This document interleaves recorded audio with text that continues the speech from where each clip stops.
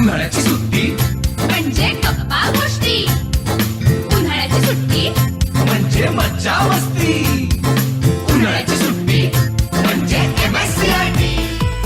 10वी-12वीच्या परीक्षा संपल्या, आता मग पुढे काय करायचंय?